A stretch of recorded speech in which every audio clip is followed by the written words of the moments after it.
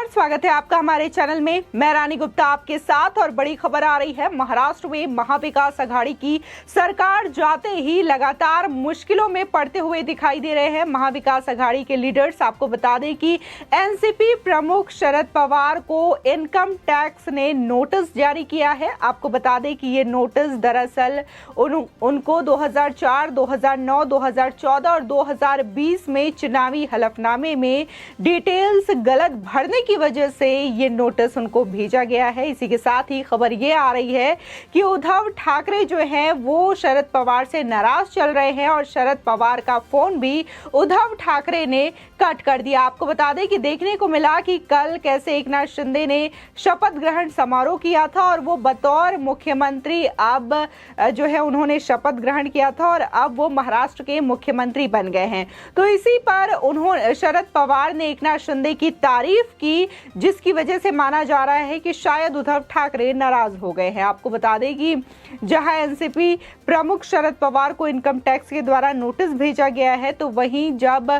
शरद पवार ने उद्धव ठाकरे को फोन किया तो उद्धव ठाकरे ने उनका कॉल डिस्कनेक्ट कर दिया। इसी के साथ ही इसकी बड़ी वजह यह बताई जा रही है कि जिस तरीके से कल मुख्यमंत्री के तौर पर एकनाथ शिंदे ने शपथ ली और वो अब महाराष्ट्र के मुख्यमंत्री बन गए हैं। इसी के साथ ही देवेंद्र फडणवीस जो हैं वो महाराष्ट्र के उप मुख्यमंत्री बन गए हैं। इसकी वजह से शरद पवार ने जब प्रेस कॉन्फ्रेंस में एकनाथ शिंदे की तारीफ करते हुए ये कहा कि हम दोनों एक ही तहसील यानी कि कोरेगांव से आते हैं, जहां से शिंदे आते हैं वही तहसील से मैं भी आता हूं। इसी के साथ ही उन्होंने कहा कि जिस तरीके से वो मुख्यमंत्री आज बने हैं महाराष्ट्र के, तो इसकी कोई कल्पना भी नहीं कर सकता था। खुद जो शिवसेना के जो बागी विधायक थे जो कि शिंदे गुट में शामिल हुए हैं, खुद वो विधायक भी इसकी कल्पना नहीं किए होंगे कि एकनाथ शिंदे महाराष्ट्र के मुख्यमंत्री बन जाएंगे। इसी के साथ ही शरद पवार ने एकनाथ शिंदे की तारीफ करते हुए कहा आज जो शिवसेना के 39 विधायक उनके साथ हैं, ये एकनाथ शिंदे के ही काबिलियत है, जिसकी वजह से आज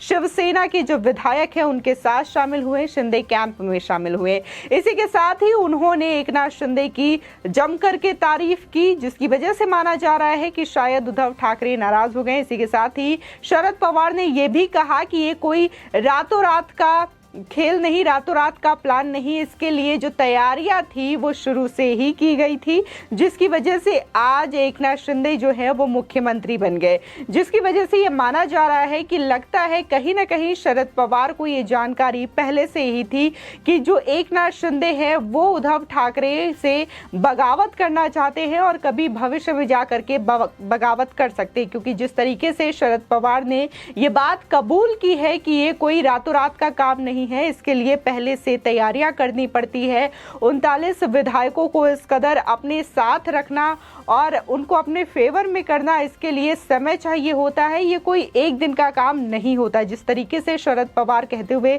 ये बातें नजर आ रहे हैं, तो इससे साफ जाहिर होता है कि कहीं ना कहीं जो बातें थे कि एकनाथ शिंदे नाराज चल रहे हैं, बगावत कर सकते हैं, तो शायद उनको इस बात की भनक थी। और कहीं ना कहीं जिस तरीके से एकनाथ शिंदे ने भी पहले अपनी मांगे रखी थी, तो उनका सीधे तौर पर कहना था कि शिवसेना जो है वो एनसीपी और कांग्रेस के साथ गठबंधन तोड़ दे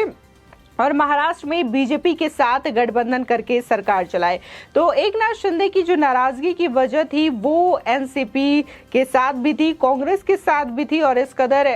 एनसीपी लीडर का कहना कि ये जो मेहनत है वो कई दिन की तैयारियों का नतीजा है कि आज वो महाराष्ट्र के मुख्यमंत्री बने हैं। तो इसके पीछे जरूर उनको कोई जानकारी थी, क्योंकि महाराष्ट्र का जो होम मिनिस्ट्री आता है वो एनसीपी शरद पवार के पास है और जिस तरीके से सुरक्षा दी जाती है, इंफॉर्मेशन दी जाती है, वो तो सारी चीजें जो है होम मिनिस्ट्री के अंडर आती हैं। तो कहीं ना कहीं माना जा रहा है कि इस बात की जानकारी जो है वो पहले से शरद पवार को थी। और देखने को मिला था कि 2 महीने पहले भी शरद पवार ने उद्धव ठाकरे को आगाह किया था कि जो आप नेताओं से नहीं मिल रहे हैं, पार्टी के विधायकों से नहीं मिल रहे हैं, तो इससे बड़ी मुश्किलें भविष्य में हो सकती है। इसी के साथ ही अगर बात करें शरद पवार को जो इनकम टैक्स का नोटिस भेजा गया है, तो इससे कहीं ना कहीं जो महाराष्ट्र में अब सरकार चली गई है महाविकास आघाड़ी की, तो इन नेताओं की मुश्किलें बढ़ती हुई दिखाई दे रही है। एनसीपी के 2 लीडर पहले ही जेल में है मनी लॉन्ड्रिंग के मामले में, और इसी के साथ ही अब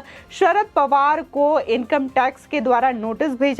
भेजा गया है और उनको पूछताछ के लिए भी कहा गया है, जिसके बारे में शरद पवार ने ये कहा कि मुझे इनकम टैक्स का लव लेटर आया है। इसी के साथ ही अगर हम दूसरी ओर देखें तो आज संजय राउत की भी पेशी है। ईडी दफ्तर में वो पहुंच चुके हैं और उनसे ईडी ने दूसरी बार ये समन जारी किया था। आपको बता दें, इससे पहले संजय राउत को 28 जून को ईडी ने तलब किया था, लेकिन वो नहीं पहुंचे, तो तब जाकर के ईडी ने दूसरा समन जारी किया 1 जुलाई का, और आज वो ईडी दफ्तर पहुंच चुके हैं। और जिस तरीके से देखा जा रहा है कि सरकार के जाते ही और नई सरकार का गठन होते ही जो कार्य हैं वो तेजी के साथ शुरू हो गए हैं, चाहे फिर वो इस तरीके से इनकम टैक्स डिपार्टमेंट का कार्य हो या फिर ईडी का कार्य हो, या फिर अगर विकास की बात करें तो वो भी चीज़ें अब महाराष्ट्र में शुरू हो गई है। कल ही शपथ लिया गया था एकनाथ शिंदे और देवेंद्र फडणवीस ने, और इसके साथ ही जो चीज़ें हैं वो लगातार अब सक्रिय रूप से चीज़ें चलने लगी हैं। विकास कार्य जो महाराष्ट्र में है वो तेजी के साथ चल रही हैं।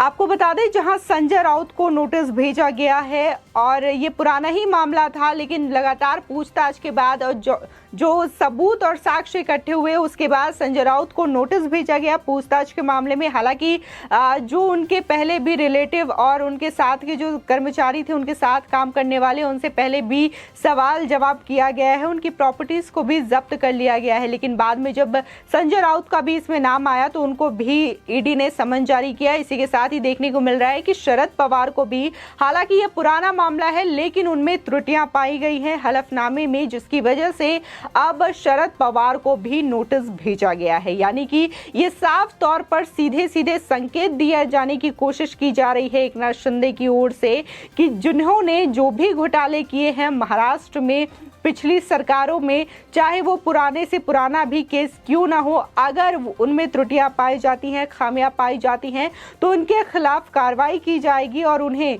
सख्त से सख्त सजा दी जाएगी। इसी के साथ ही जिस तरीके से महाराष्ट्र की जो सियासत पिछले 9-10 दिनों में हमें देखने को मिली, तो उसके आधार पर पहले भी कहा जा रहा था कि ये चीज़ें जो हैं लगभग तय मानी जा रही थी। जिस तरीके से 2019 में इलेक्शंस हुए थे, बीजेपी और शिवसेना के नाम पर ये इलेक्शन हुआ था, लेकिन उद्धव ठाकरे जो हैं एनसीपी और कांग्रेस के साथ गठबंधन कर लेते हैं और उनकी जो सरकार है, हालांकि वो मुख्यमंत्री बन गए थे, उन्होंने मुख्यमंत्री के तौर पर शपथ ले ली थी, लेकिन 2.5 साल से ज्यादा ये सरकार उनकी नहीं चली। और जिस तरीके से देखा गया कि परसों उन्होंने इस्तीफा दे दिया उद्धव ठाकरे ने, और उसके बाद कल से ही ये चीजें लगातार चल रही थी। हालांकि माना जा रहा था कि 1 जुलाई को शपथ ग्रहण समारोह हो सकता है, देवेंद्र फडणवीस मुख्यमंत्री बन सकते हैं, लेकिन कल ही ये चीजें जो है राज्यपाल को प्रस्ताव पेश किया गया सरकार बनाने को लेकर के, और कल ही 7:30 बजे के आसपास शपथ ग्रहण समारोह भी किया गया। हालांकि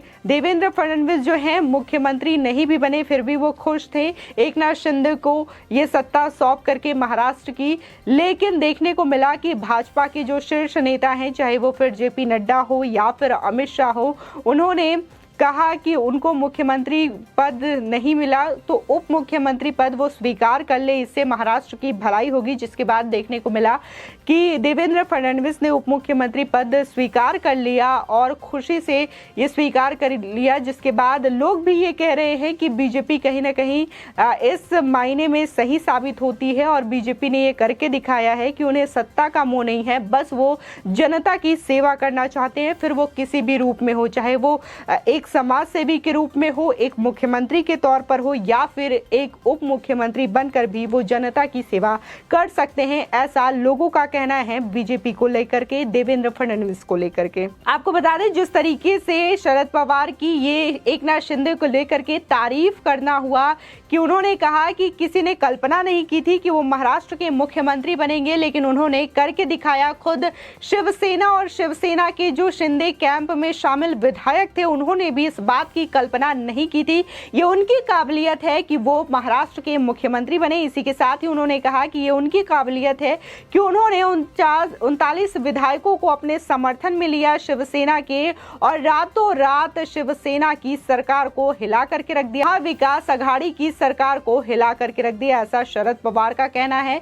यानी कि उन्होंने खुल करके तारीफ की एकनाथ शिंदे की, साथ ही उन्होंने मुख्यमंत्री बनने पर एकनाथ शिंदे की भी को भी बधाई दी, शुभकामनाएं दी, जिससे कहीं ना कहीं माना जा रहा है कि उद्धव ठाकरे जो है नाराज चल रहे हैं, जिसकी वजह से उन्होंने उनका फोन डिस्कनेक्ट कर दिया। आपकी इस खबर पर क्या राय है, हमारे कमेंट सेक्शन में जरूर बताएं। आगे की और भी अपडेट के लिए चैनल को सब्सक्राइब करना ना भूलें।